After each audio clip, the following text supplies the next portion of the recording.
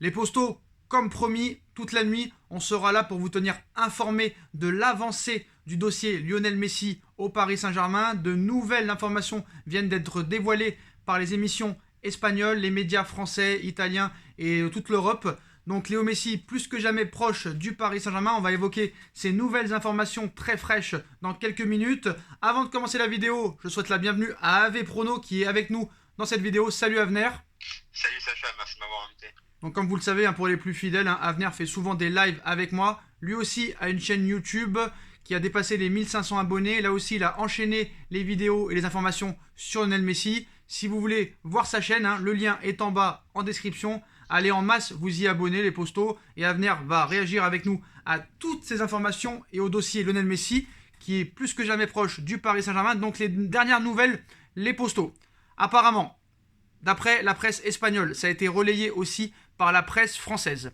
Lionel Messi a pris contact directement avec Mauricio Pochettino pour activer son arrivée et son transfert au Paris Saint-Germain. Le PSG explore déjà des pistes avec des partenaires commerciaux. La volonté du club est que la signature de Léo Messi rapporte plus qu'elle ne coûtera. C'est évident, La signature de Léo Messi au Paris Saint-Germain va rapporter beaucoup d'argent au Paris Saint-Germain. Que ce soit au niveau des ventes des maillots, du merchandising, de la publicité, des pubs commerciales, ça va être complètement énormissime. Les têtes d'affiche, ça va être incroyable. Donc voilà les postos. Léo Messi a pris contact directement avec l'entraîneur du Paris Saint-Germain pour amorcer une arrivée au PSG. Discussion en interne sur comment y arriver. Tout s'est accéléré entre 21h et minuit après la décision du Barça de clore complètement les discussions. Donc voilà, Messi a été très touché mentalement. Le PSG explore donc toutes les pistes pour le faire venir. C'est une information dit athlétique. Donc tout s'est accéléré entre 21h et minuit. Et voilà, ça a discuté entre Pochettino, entre Léo Messi, entre le clan Messi et Pochettino. Ce qu'il faut savoir, et je le répète, Messi voulait que Pochettino vienne en 2014 après le départ de Martino et aussi en 2020 après le limogeage d'Ernesto Valverde. Donc maintenant, les preuves continuent de s'accumuler. Donc voilà, tout le monde a pris contact avec tout le monde et on sait très bien que le seul club qui peut réellement accueillir Messi, c'est le Paris Saint-Germain. Alors moi, ce qui me fait rire, il y a un truc qui me fait réellement rire. Manchester City a tous les droits, 117 millions d'euros par-ci, 150 millions d'euros par-là. En plus, c'est eux qui ont été vraiment en danger par rapport au fair play financier. Ils ont été exclus de toute compétition européenne après avoir été relaxés. Donc les clubs de Première Ligue peuvent dépenser sans compter, mais le Paris Saint-Germain n'a pas le droit de faire venir un joueur libre. Donc ça me fait quand même doucement rire. D'accord, il y a le salaire à prendre en compte, peut-être une prime à la signature, mais voilà, je trouve qu'on met beaucoup de bâtons dans les roues au Paris Saint-Germain, où c'est peut-être la presse qui a envie de dire ce qu'il a envie de dire. Donc voilà. Donc pour rappeler aussi que du côté du Real Madrid, on se réjouit du fait que Léo Messi est très proche de rejoindre le PSG, et cette décision signifiera beaucoup pour les supporters du Real Madrid cet été.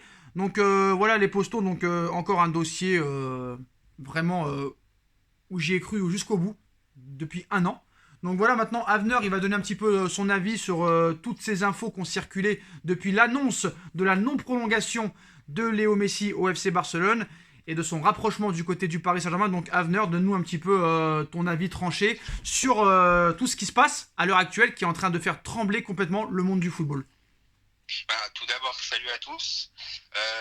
Lionel Messi, bien sûr, on a connu une bombe aujourd'hui, une bombe sur la planète football. Personnellement, moi je suis pas étonné, comme tu sais Sacha, on en a souvent parlé toi et moi.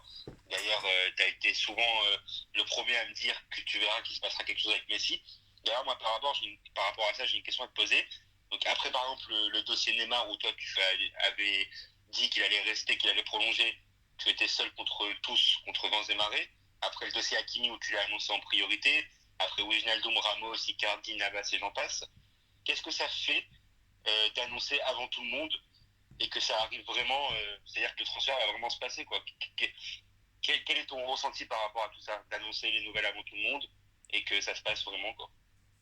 Ouais, je pense que tu veux dire par exemple les gens qui viennent t'insulter et quand c'est pas fait. Exactement. Voilà, les gens ils viennent t'insulter quand c'est pas fait et après ils viennent t'encenser et s'excuser quand c'est fait. Non, moi ça me dérange pas parce que voilà, on peut se mettre à leur place, qui se posent des questions, tout ça et tout. Hein. Voilà, je ne suis pas un journaliste, je ne suis pas un média, j'ai pas de carte de presse, mais voilà, Fabrizio Romano a prouvé encore une deuxième fois en 2 ans que tu peux te tromper. Hein. Pareil pour Di Marzio, c'est des journalistes qui sont très informés sur le mercato, mais quand c'est des joueurs du style Ronaldo, Messi, Neymar, Mbappé, personne ne peut être sûr à 100%. Voilà, par exemple, Fabrizio Romano ne s'est pas excusé de s'être trompé, tu vois, et il s'excusera jamais. Voilà. Mais après, moi maintenant, voilà, moi j'ai vu par rapport à hier, par rapport à il y a plusieurs mois, 2019, 2020, qu'on m'a traité de stupide, que j'avais des problèmes psychologiques. Pas grave, ça passe tout ça. Ça passe tout ça. D'ailleurs, comment tu réagis à tous ceux qui.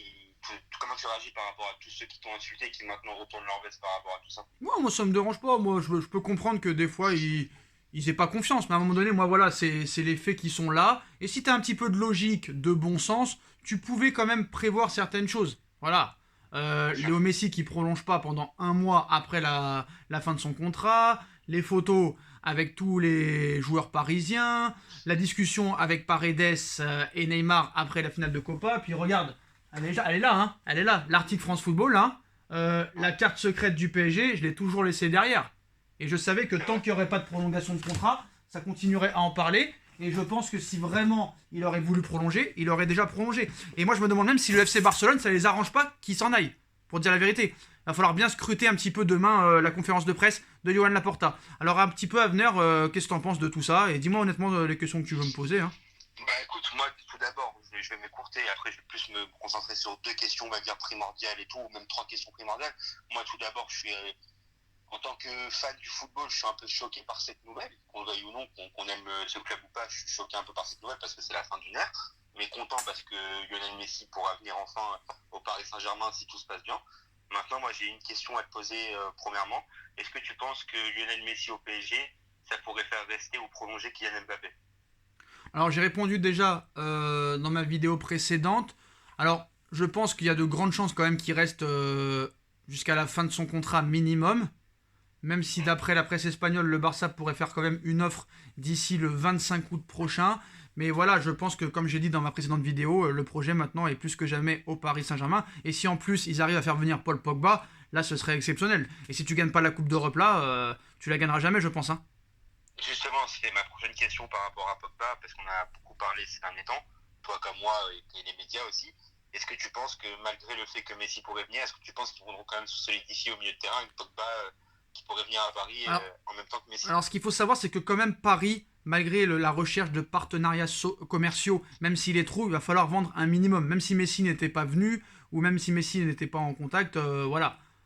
Il aurait fallu vendre quand même, tu vois. Il va falloir se débarrasser de Thilo Kehrer, de Levin Kurzawa, peut-être de Danilo Pereira, de Pablo Sarabia, pour faire de la place dans la masse salariale. Et voilà. Moi, ce que je voulais savoir, c'est qu'au milieu de terrain, il y a beaucoup de monde déjà. Donc soit, de toute façon, Gay, Paredes, Marco Verratti, Wijnaldum, ça c'est la colonne vertébrale titulaire. Après, je pense que Rafinha, Herrera et Danilo, ils vont les chercher à les vendre. Je pense qu'ils vont chercher aussi un latéral gauche, en plus de Pogba, excusez-moi, et de Léo Messi. Et je pense que tu seras armé. Et moi, je tiens à préciser que aussi, je pense que Pochettino a vraiment été un appât. Alors, je dis pas qu'ils ont utilisé complètement Pochettino, mais je pense que si vraiment Pochettino ne fait pas de bonnes choses, il fera pas l'enfeu. Honnêtement, il fera pas l'enfeu. Après, voilà, Messi, c'est un coach qu'il apprécie grandement, qui a toujours apprécié, qui s'est toujours très bien entendu avec lui. Et ça, c'est vraiment important dans une équipe, tu vois. Et puis, quand tu as une grosse équipe, frérot, t'as pas vraiment besoin d'avoir un gros coach. Si vraiment tu as une grosse équipe, rappelle-toi Luis Enrique avec la MSN, rappelle-toi Di Matteo avec Chelsea, avec Carlo Ancelotti avec le Real Madrid. Voilà, franchement, des fois, après une équipe comme ça roule tout seul, hein. Tu vois, ça roule tout seul. Mais voilà, quoi qu'il en soit, il y aura des avancées ce week-end. Il va falloir vendre, il va falloir trouver quand même de la place financière. Mais voilà, je pense qu'il reste encore du temps. Marcin Bulka a quitté Paris pour Nice. Areola, tu le libères d'un gros salaire de 800 000 euros par mois. 13 millions d'euros va te rapporter la vente l'année prochaine. Bakker a été vendu 10 millions d'euros. Si Kehrer s'en va, 10 millions par-ci, 15 millions par-là. Sarabia, 15 millions, 20 millions et tout ça. Je pense qu'on va s'en sortir et puis il n'y a aucun problème. Par contre, voilà, je pense que le projet Super League... Paris a été le seul allié de l'UEFA, donc je pense pas que l'UEFA mettra des bâtons dans les roues au Paris Saint-Germain et le salaire ne posera pas de problème au PSG. Alors est-ce qu'à venir tu avais d'autres questions ou un avis? J'ai une dernière question. C'est une question de globalité, on va dire, si bien sûr tout se passe comme prévu, si Messi arrive vraiment, Pogba aussi, avec le recrutement de Ramos, Donnarumma, oui, Wijnaldum, Hakimi et tous les joueurs qu'on a déjà et peut-être aussi d'arrivée future. Est-ce que tu penses que cette année c'est enfin la bonne? Enfin, est-ce que le Paris Saint-Germain avec une équipe comme ça n'a plus le droit à l'erreur? Qu'est-ce que Moi, tu en penses? déjà, ça c'est sûr qu'elle n'a pas le droit à l'erreur. Elle n'a jamais le droit à l'erreur, même avec l'équipe. Après, il faut aussi anticiper certaines choses, des suspensions, des blessures et tout ça. On est habitué au Paris Saint-Germain, tu sais très bien. Hein. Ils sont jamais blessés dans leur club respectif ou précédent. Ils arrivent au PSG et ils commencent à se blesser. Donc voilà.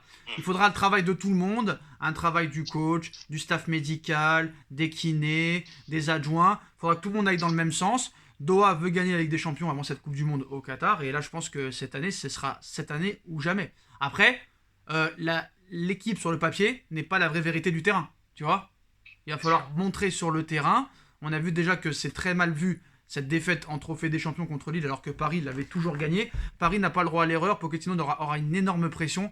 Mais je pense que voilà, quand tu as des Ramos dans le vestiaire, des Messi, des Mbappé, des Neymar, des Marquinhos, des Keylor Navas, que tu as les 2 meilleurs gardiens du monde, que tu as peut-être les 3 meilleurs défenseurs centraux du monde, que tu as peut-être le meilleur latéral droit du monde, peut-être l'un des meilleurs milieux de terrain si Paul Pogba arrive, et en plus des Neymar, des Mbappé, des Messi, des Icardi et tout ça, là tu n'as aucunement droit à l'erreur, parce que là tu doubles les postes, voire tripler. Là franchement, s'ils arrivent à faire venir Pogba plus Messi, en vendant peut-être quelques joueurs indésirables, un bon latéral gauche, là je pense que là t'as plus droit à d'excuses. Hein. Après il va falloir aussi un facteur chance, pas de blessure, limiter les suspensions et je pense que là on sera imbattable parce qu'à part Manchester City peut-être et un peu le Bayern de Munich, qu'est-ce qu'ils ont les autres plus que nous?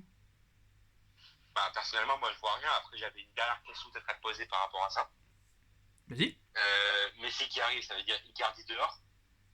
Pas forcément, on a vu qu'ils se sont échangés les maillots au match aller lors de la défaite du FC Barcelone 4-1 contre le Paris Saint-Germain. Hein. Je suis désolé, quand t'aimes pas quelqu'un, t'échanges pas le maillot. Hein. C'est vrai. Après, peut-être qu'il le considère pas, mais voilà, il aime pas Griezmann. Pendant 2 ans, il a joué avec lui quand même. Hein. Non, mais je te parle plutôt au niveau, tu sais, salaire pour alléger un peu la masse Ah, mais c'est salariale. sûr qu'ils vont essayer de vendre Icardi, ils vont essayer de vendre des gros salaires, mais je pense que Paris va s'en sortir parce que Paris n'a aucunement l'intention de se laisser faire. Si City peut acheter à tout va, si United peut acheter à tout va, même si les droits de la première ligue sont 10 fois supérieurs à celles de la Ligue 1, pourquoi eux auraient le droit de tout faire et pas nous? Tu vois ce que je veux dire? Donc à un moment donné. Une petite question intéressante, Sacha. Ouais. Peut-être pour tout le monde, parce que tout le monde dit que le PSG peut-être ne pourra pas faire ce transfert financièrement. C'est même Mais pas un est-ce que tu transfert, hein, penses il est que libre. Hein. avec- C'est même pas un transfert, hein, il est libre. Est-ce que tu penses que Messi en Ligue 1 pourrait faire réévaluer les droits télé ou ça c'est acté, ça bougera pas? Bah c'est acté parce que là maintenant c'est 2021-2024, donc pendant 3 ans ça bougera pas, c'est entre 650 et 700 millions d'euros. Donc non, Ok. non. C'est dommage, Non, moi j'ai plus de questions. c'est dommage. Mais voilà. C'est dommage que Mediapro a pris tout le monde pour des cons et que la LFP a été assez naïve pour croire que Mediapro allait mettre plus de 800 millions d'euros et avec Canal ça faisait 1 100 000. Donc voilà les postos, de toute façon on n'a plus de batterie, donc merci à Abner d'avoir été là. Merci à toi. Le lien de sa chaîne est en bas en description et comme d'habitude les postos, dites-moi en commentaire ce que vous en pensez. On like, on partage, on commente, on s'abonne, on active la petite cloche pour être tenu au courant des vidéos qui vont sortir. On me rejoint sur mes différents réseaux sociaux, sur mon Instagram SBFootNews et mon autre chaîne SBFootNews. La cagnotte PayPal est disponible en lien en description si vous voulez faire un don pour faire évoluer la chaîne. Et on se retrouve très très vite pour de nouvelles infos les postos et la conférence de presse de Johan Laporta demain.